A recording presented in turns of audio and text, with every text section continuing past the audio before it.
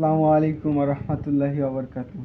সম্মানিত অডিয়েন্স, শিমুল ইঞ্জিনিয়ারিংয়ের পক্ষ থেকে আরও একটি নতুন সুইং রিপেয়ারিং রিলেটেড ভিডিও নিয়ে আপনাদের মাঝে হাজির হয়েছি। চলুন ভিডিওটি লং না করে শর্ট করা যাক।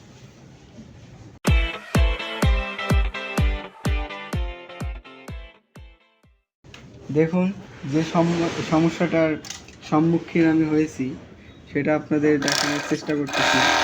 আমি মেশিন চালাচ্ছি, সুইং করতেছি, কিন্তু আমার ফেব্রিকটা ঠিকভাবে টানতেছে না। এতে আমাদের সমস্যা চোখে ধরা পড়ছে একটাই, সেটা হচ্ছে আপনার timing adjustment, needle and looper timing ঠিক আছে, বাট আমাদের ফেব্রিক্সটা সমস্যা করতেছে। এখানে আমরা টাইমিং চেক করলাম, টাইমিং ঠিক আছে, অ্যান্ড ফিডব্যাক আপনার আপ লং যে টাইমিংটা, ডাউন অ্যান্ড আপ, এটাও ঠিক আছে। কিন্তু আমরা দেখতে পাচ্ছি এখানে আপনার যে গ্যাপটা, মেন ফিডব্যাক অ্যান্ড ডিফারেন্সিয়াল ফিডব্যাকের মাঝে যে গ্যাপটা, এটা অনেকটা বেশি।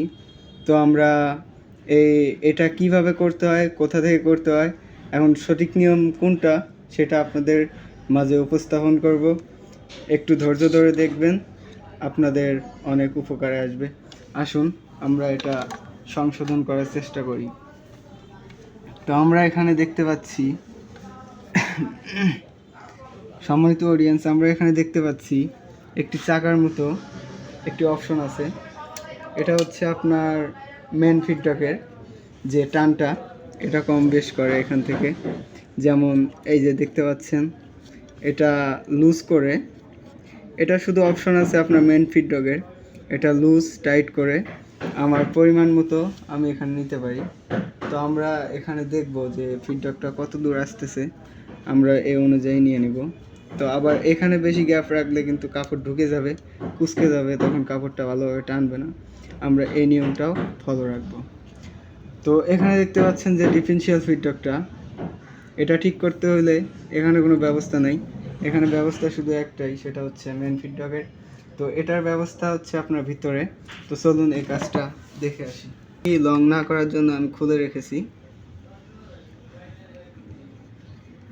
কাভারটি খুলবেন, খুলে এখানে দেখতে পারবেন আপনি দুইটা অ্যালেঙ্গি, একটা 4 মিলি, এখানে 3টা অ্যালেঙ্গি আছে। এটা আপনার মেন ফিডব্যাকটাকে সাপোর্ট দিয়ে রাখছে। অ্যান্ড এই পাশে যে অ্যালেঙ্গিটা, এটা হচ্ছে আপনার মেন ফিডব্যাকের।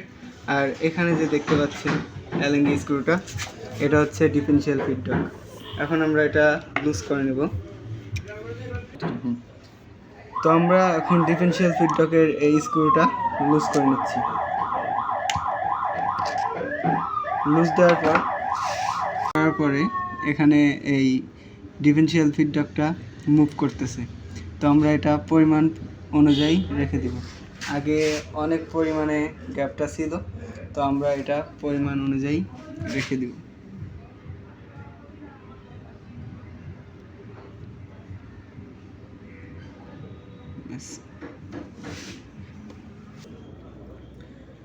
তো এখন গ্যাপটা দেখতে পাচ্ছেন অনেকটা কমতি এবং সঠিক একটি টাইমিং অ্যাডজাস্টমেন্ট হয়েছে। তো আমরা এখন এটা সুইং করে দেখব যে টাইমিংটা ঠিক আছে কিনা।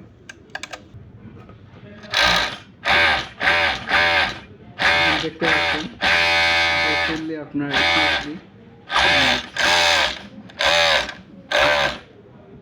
ভালো লাগলে আমাদের চ্যানেলটিকে সাবস্ক্রাইব অ্যান্ড লাইক দিয়ে পাশে থাকবেন এবং বেল আইকন বাটনটি প্রেস করে রাখবেন আমাদের নতুন নতুন ভিডিও পাওয়ার জন্য।